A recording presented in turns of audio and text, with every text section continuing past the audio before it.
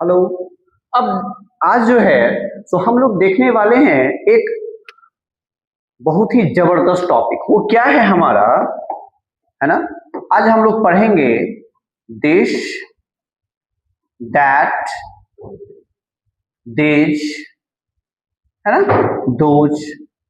अब देखिए this, that, this, those, ये चारों में रिलेशन क्या है ना।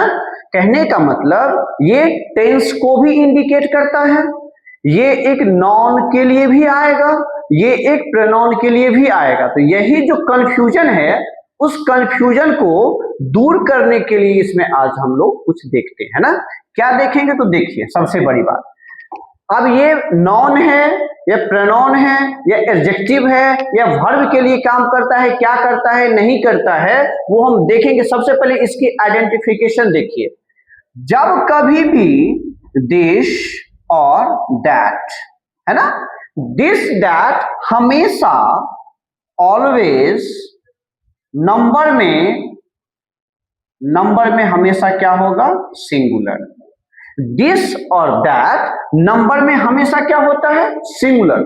और इसके साथ जो भी नॉन आएगा या वर्ब आएगा वो भी हमेशा क्या होगा, सिंगुलर होगा। ये हमेशा आपको याद रखना है। दिस और दैट के साथ जो भी नॉन आएगा या वर्ब आएगा वो हमेशा क्या होगा, सिंगुलर होगा। क्लियर। अब नॉन कहाँ आएगा, वर्ब कहाँ आएगा, वो अलग बात है। अब देखिए दूसरी बात, दिज और एक क्या होता है आपका, दोज। दिज और दोज, है ना। दिज और दोज के साथ, दिज और दोज हमेशा, इसके साथ तो बाद में हमेशा क्या होता है, प्लूरल होता है। कहने का मतलब क्या है, दिस का प्लूरल दिज होता है और दैट का प्लूरल दोज होता है। दिस का प्लूरल क्या होता है, दिज, और दैट का प्लूरल क्या होता है, दोज। तो सबसे पहली बात ये आपको समझना पड़ेगा। और दिज और दोज हमेशा प्लूरल होता है और दिस और दैट हमेशा क्या होता है, सिंगुलर होता है। चलिए अब हम नेक्स्ट बात करते हैं। जब कभी भी दिस के साथ कोई भी नॉन या कोई भी वर्ब, दिस और दैट के साथ, दिस और दैट के साथ कोई भी नॉन या कोई भी वर्ब आएगा तो वो हमेशा किस नंबर में होगा, सिंगुलर नंबर में होगा। अगर प्रेजेंट में है तो। क्यों? क्योंकि सिंगुलर और प्लूरल सिर्फ और सिर्फ प्रेजेंट टेंस में होता है। और दूसरी बात, अगर दिस, दोज, दिज और दोज के साथ कभी भी अगर नॉन आएगा या वर्ब आएगा तो वो हमेशा क्या होगा, प्लूरल होगा। कब? प्रेजेंट में होगा तब। क्योंकि सिंगुलर और प्लूरल हमेशा प्रेजेंट में ही होता है। पास्ट में no singular no plural, future का खैर कोई बात ही नहीं है ना।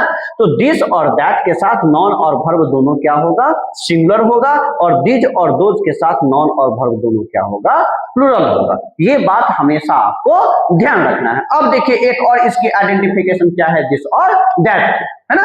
अब हम बात करते हैं, अगर मान लेते हैं दिस के साथ और दैट के साथ, दिस और दैट के साथ कोई ना कोई यहां पे क्या आया, वर्ब आया, है ना।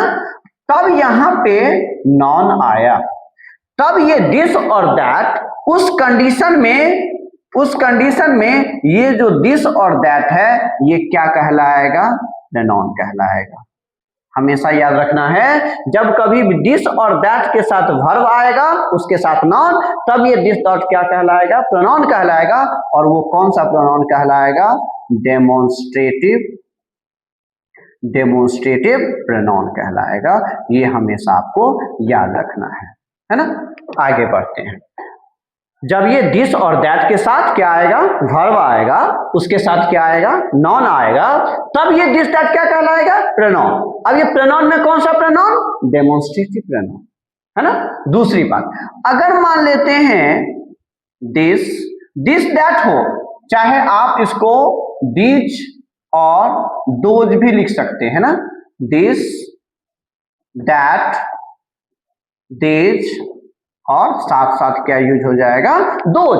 This that this those. इसके जस्ट बाद अगर नॉन आया, इसके जस्ट बाद अगर नॉन आया तब उस कंडीशन में ये जो दिस और दैट है वो क्या कहलाएगा? एडजेक्टिव कहलाएगा। क्या कहलाएगा? एडजेक्टिव कहलाएगा।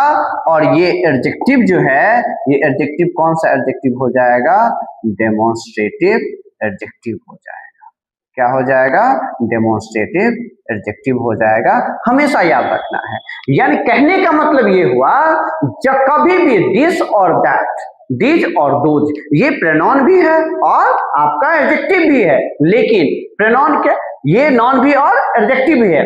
जब अगर दिस दैट दिस दोज के साथ वर्ब और तब नॉन, है ना, नॉन के पहले यानी कि वर्ब के पहले अगर आया तो क्या कहलाएगा? प्रोनाउन। और प्रोनाउन में डेमोन्स्ट्रेटिव प्रोनाउन। और दिस दैट दिस दोज के साथ अगर नॉन आए, जस्ट बाद नॉन, इसके जस्ट बाद नॉन आएगा तो वो क्या कहलाएगा? एडजेक्टिव कहलाएगा। और एडजेक्टिव में कौन सा एडजेक्टिव कहलाएगा? डेमोन्स्ट्रेटिव एडजेक्टिव कहलाएगा। ओके, चलो।